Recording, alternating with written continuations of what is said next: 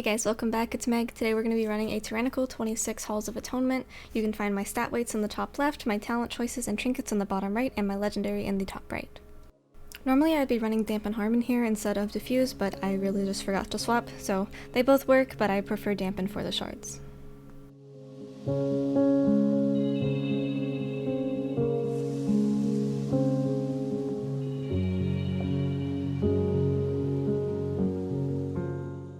The first pull here is usually what makes or breaks your keys, so we're going to go ahead and pop Fallen Order and Lust going right into it just so we are pretty safe going into the first set of thrashes while we still have a couple casts going off, things like that.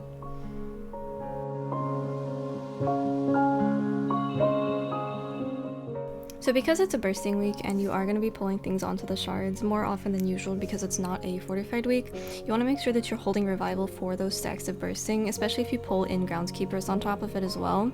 Normally you would be free to use it on the thrash or if you get overlaps of bursting and thrash, but I would encourage you to use it for upwards of 6 stacks of bursting instead of something that you could heal through normally.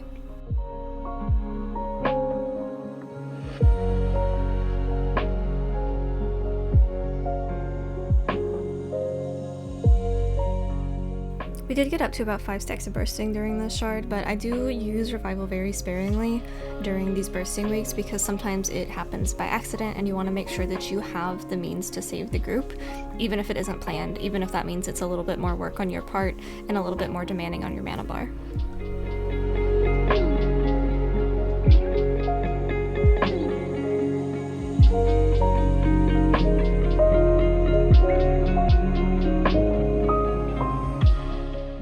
Mistweavers handle bursting very well, just like they handle Grievous. We are throughput healers and we do have it on demand, and unlike HPALs, we don't have to really hit anything if you were extending your HOTS correctly during combat, so when combat falls and bursting is happening, you still have the means in which to heal everyone while being fairly efficient with your mana.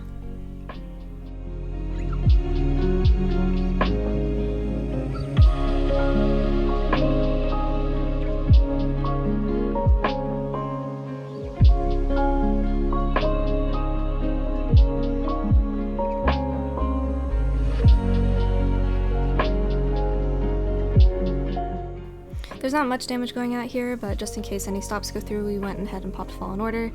This will be just to get it on cooldown, and we will have it up by the time that we need it on the next shard.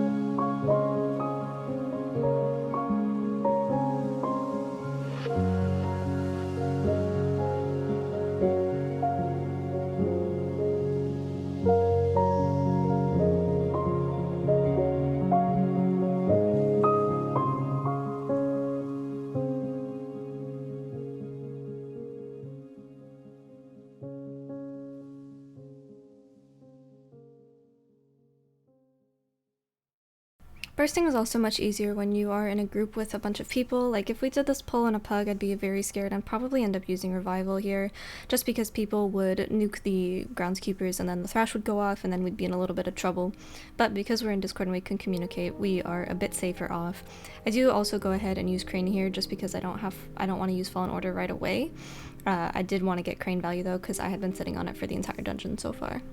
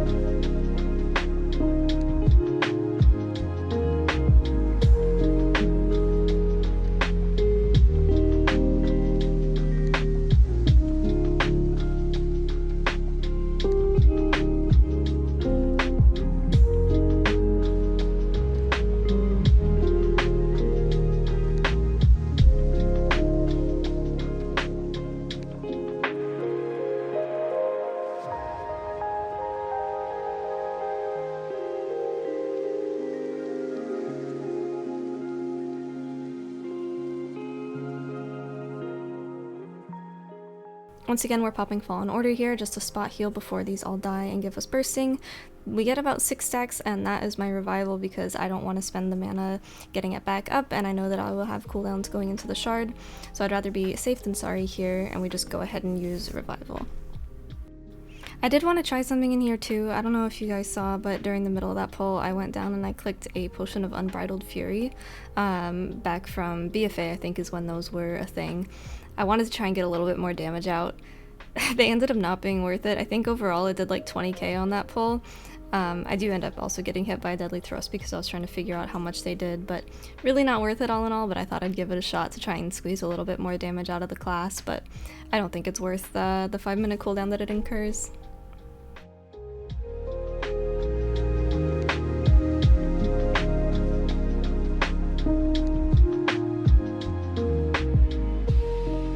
Going into our third and final shard here, we are just going to go ahead and pop Fallen Order right away. We also have Crane coming up here in a couple seconds, as well as multiple defensives that we can use, so this isn't going to be too scary.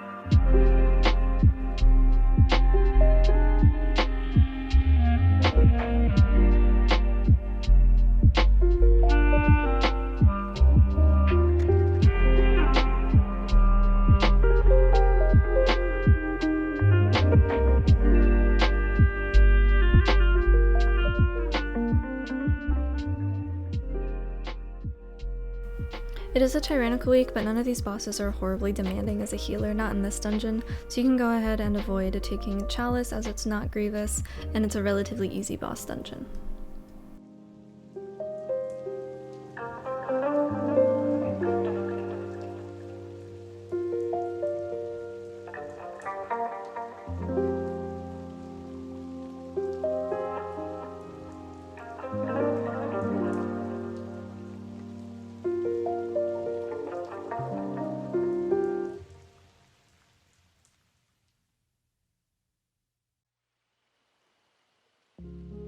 Once again, as always, we're going to be popping Fallen Order here just to help out with some of the spot healing so we can do a little bit more damage.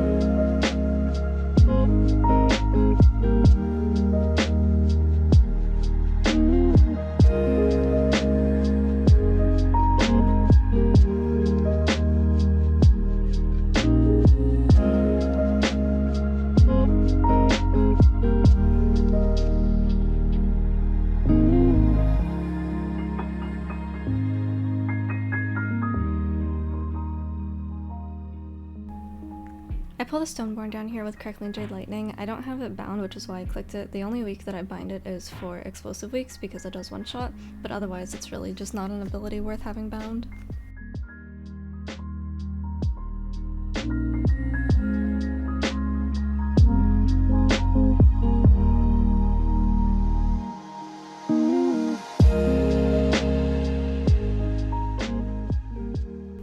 I went ahead and popped Crane here. I just wanted to be able to stabilize while we still had some casts going off and such, and Fallen Order was like 5 seconds off the cooldown, so I just went ahead and used this to get some value out of it, and then we can use Fallen Order later in the fight.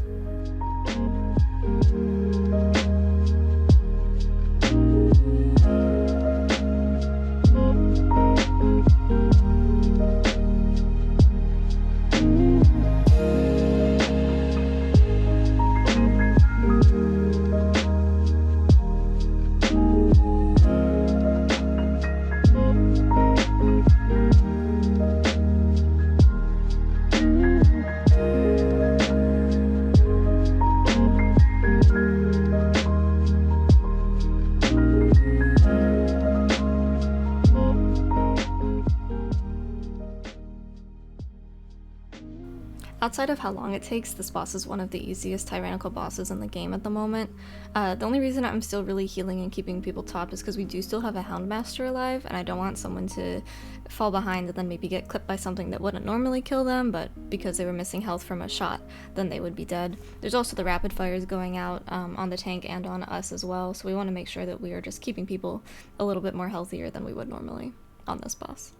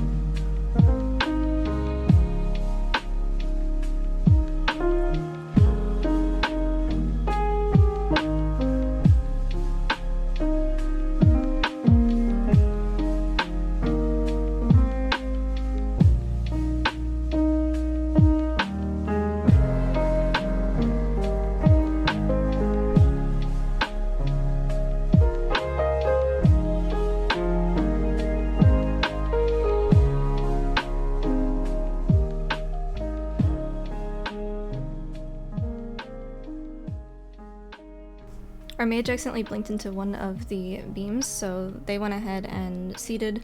I threw Cocoon on them as well, but they were going to get hit by the next beam as it was coming around after seed drop, so they went ahead and used Ice Block.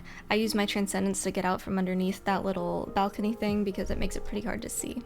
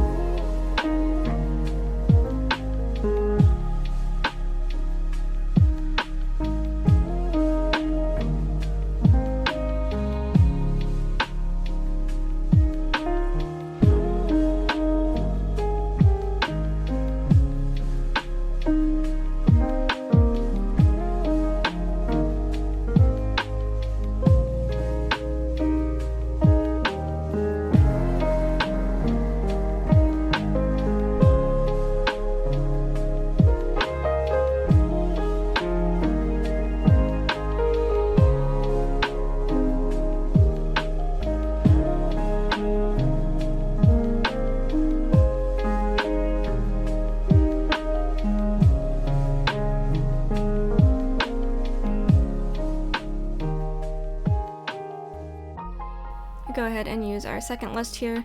We do bait the blood pools at the back here because we want to make sure that we have as much space as possible while we're trying to round up all of the stone fiends, just so we don't have to be walking through the blood, because a couple ticks of that can kill you on Tyrannical.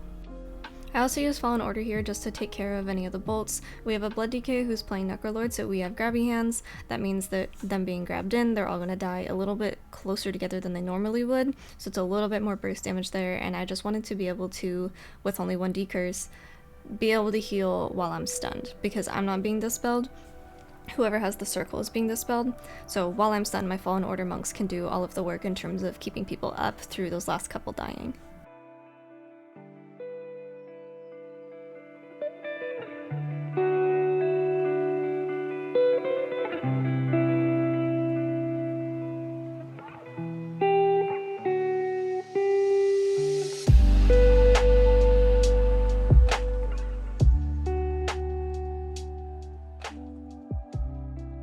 For this set we are using Crane because once again we're going to have all of them on top of each other and they're all going to be dying relatively close to each other, so I want to make sure that I have a little bit of burst healing for the group.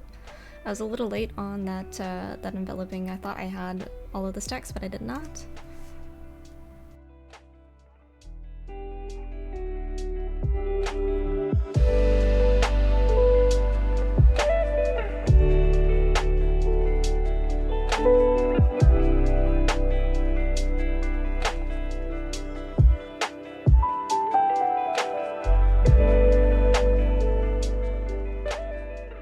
For the set of adds, we have Fallen Order rolling again. I'm gonna make sure that we are dodging those blood pools. We do have a little triangle kind of around us right now, so we're gonna move out of that here in a second. A couple of those casts were still going off and a few of them were still trying to die, so I went ahead and used Cocoon on myself there just during the stun, just so I didn't get hit by anything, unfortunately.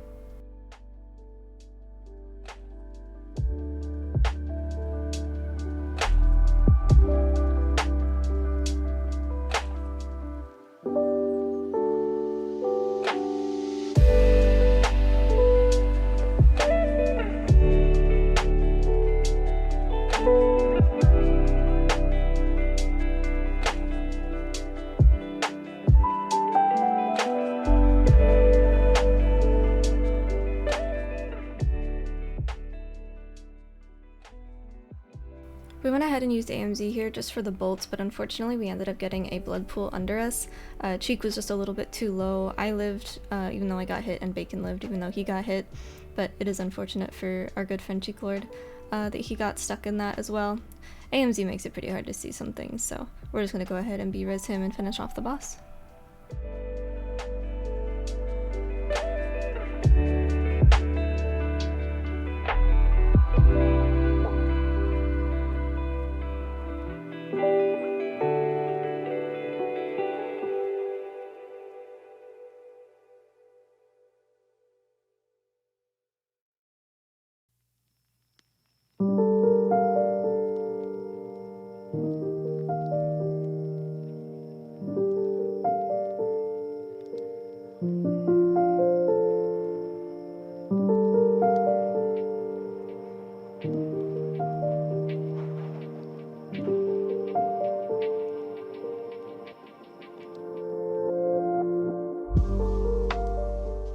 We have Fallen Order up, so we're going to go ahead and use it on pull on Incinerator. I pretty much pull this guy the same way every time. If I have Fallen Order, we'll use that. If not, we'll start out with Crane and then use Fallen Order afterwards.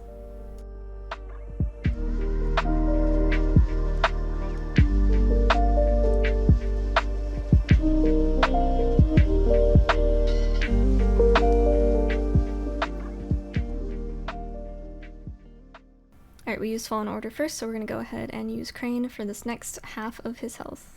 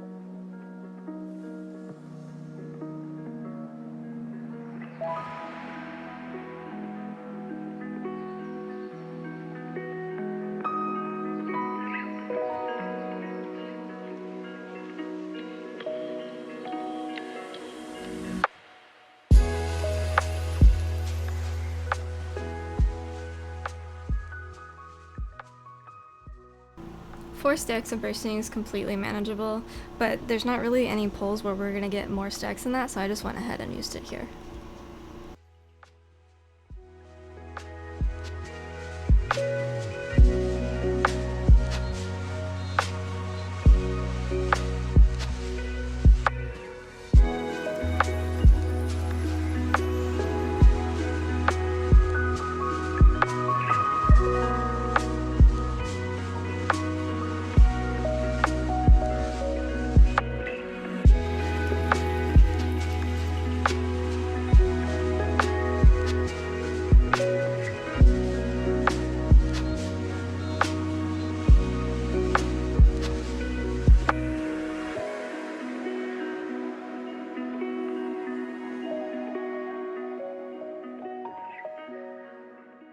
From the previous pull, we had CC'd the Collector just so we could get some funnel in for our Frost Mage. We're letting the Collect Sins go off so that they have more adds to hit that they can put into the boss.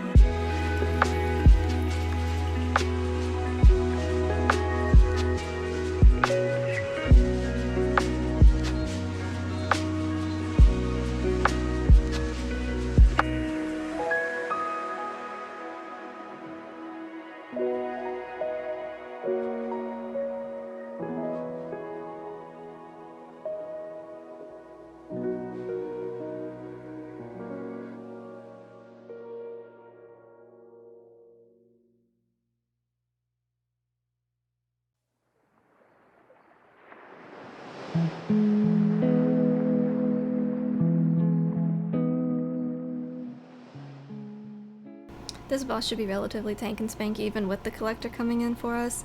There's not a whole lot to really pay attention to, just make sure that you're not getting hit by the anima fountains of course, and make sure that kicks are getting done.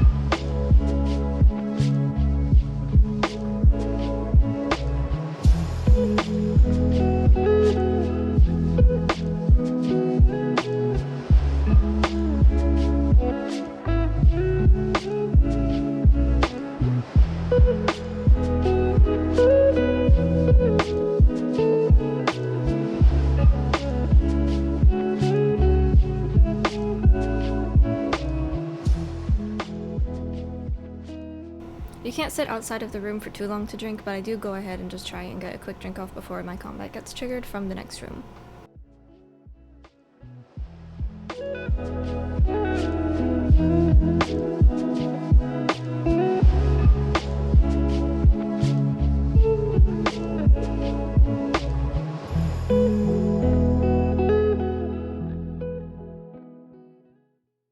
Because I'm the only monk in this group, I do want to make sure that I tag all 4 quadrants of the ghosts just to get that physical debuff on them because we run a physical comp.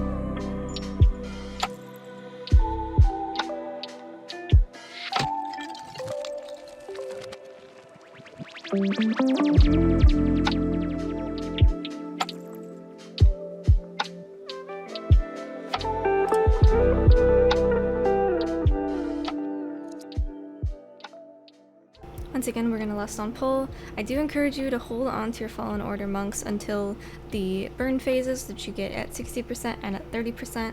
That's really the only healing that's going to need to be done. I run with the Blood Decay, so he's going to be able to take care of himself for the most part. Just want to make sure that we are being very, very careful about our statues because we skipped Aura, so we are very slow.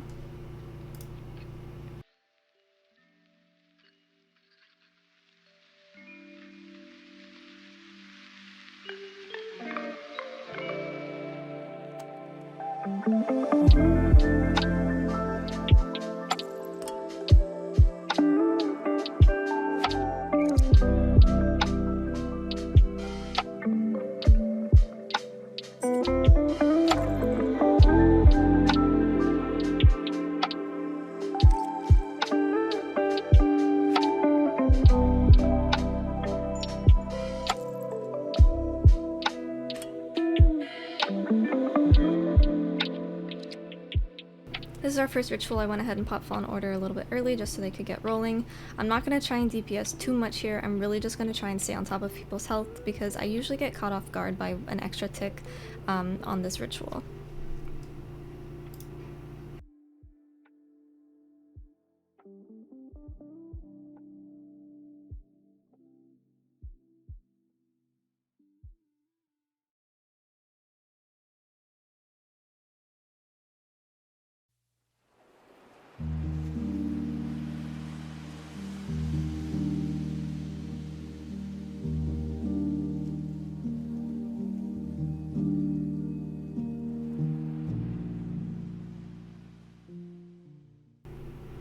Cheek got hit by a statue here, unfortunately, but we do have B-reses.